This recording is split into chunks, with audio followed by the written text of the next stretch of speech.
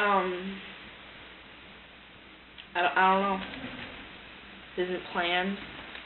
Just random video at 12 midnight with my dinosaur pinata that I enjoy.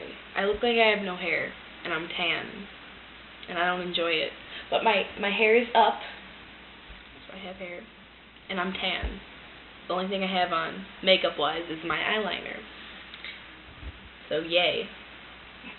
I just wanted to take this time to acknowledge Connie's finger and a thumbs up. When in the previous past week, I met Paul Griffiths from Baby Cakes, and he is the creator of a very, very, very popular clothing line around the world. Connie, for example, is wearing one of his t-shirts. Connie, would you please step over here and show the crowd what you are wearing? Paul designed these shirts, and he signed it. And, well, I'm going to tell some funny stories about him. Well, he has a British accent, and he was all like, when I first met him, I wanted a picture, and I was like, I don't know what to do.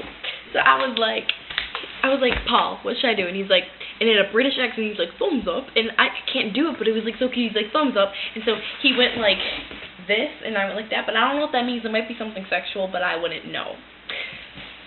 The second time I met him, I didn't like the first picture, and I wanted to get another picture, and so I got a picture with him, and then I found out I had money. I went to the Baby Cakes tent, and I purchased the limited edition Baby Cakes t-shirts, and only 200 were available at the show, and me and Connie received the last 5, but we chose 2 out of the 5. And so I went back to Paul, and I'm like, hey, I'm not stalking you, but I need you to sign my shirt. And so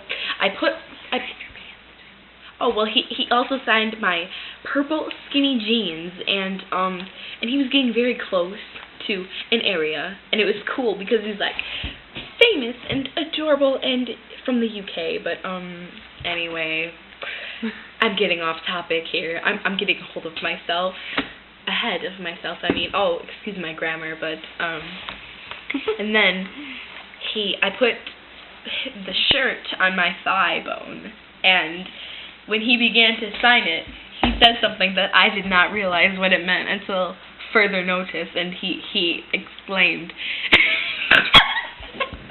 I feel like such an idiot.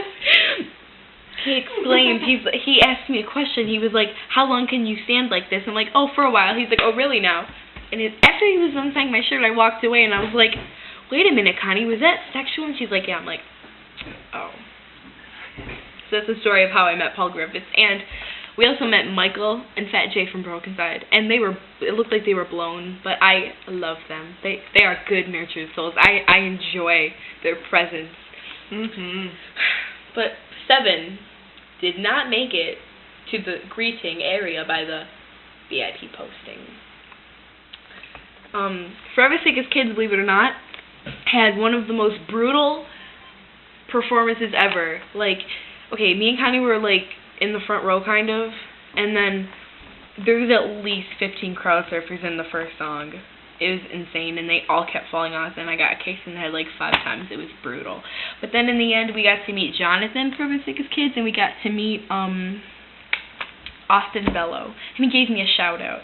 And I hope I wasn't getting on his nerves, but text message from Twitter, Austin Carlisle. Haven't had a good deep conversation with anyone in a while. Love for the Shay Man right now. I shouldn't have announced that, but it's okay. As you can see, I have a Forever Sick as Kids t-shirt on. I think Mark had it on in one of the pictures in AP magazine. And I don't know too many t-shirts who have like an amazing question mark with an exclamation mark on the back. You cannot get that. Only Forever Sick as Kids can provide such quality t-shirts, and their tags are amazing. The tag on this shirt says, I am a medium. Is that weird? How many shirts are that cool? So, this is a recap of our adventures at Warped Tour. It was just amazing. I met Caden Blake. He's a good person. He's amazing. He's very, very funny. I can't wait to see the day where he's famous, because he is going to make it. Oh, and a disturbing little piece of Warped Tour was, I probably look really ugly, but I don't care. There's these hookers walking around, and they were trying to get, like, VIP passes and meet the famous people, and it was like, stop trying. They were, like, 200 pounds and had, like, skinny little bras on, and they had, like, fishnets on with the little, like, garter things. It was just like, get out of here. They were disgusting. And, we didn't get there in time to see Attack Attack, which is, like, one of my favorite bands, next to Skylight Drive,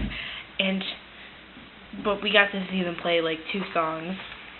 And I brought my CD that I purchased early in the year on their album Someday Came Suddenly, and I brought it to Warped Tour with me to get it signed by the members of Attack Attack. And I did not meet them, but by the end of the night, me, Grace, and Connie were sitting in front of a tour bus, and I saw 2 men walk out of the tour bus. I'm like, they look really familiar. I think they're from Attack Attack. But they're like, nah, probably not. And, like, I took out my CD and looked at the members, and I'm like, do any of these people look like them? And they're like, kind of. And then later we found out it was Attack Attack's tour bus, so I could have met them. And I also could have met Corey from A Skylight Drive. But we didn't. That is I don't even know how I got into the topic of talking about Warped Tour. Good night, Michigan. Chocolate and soy milk.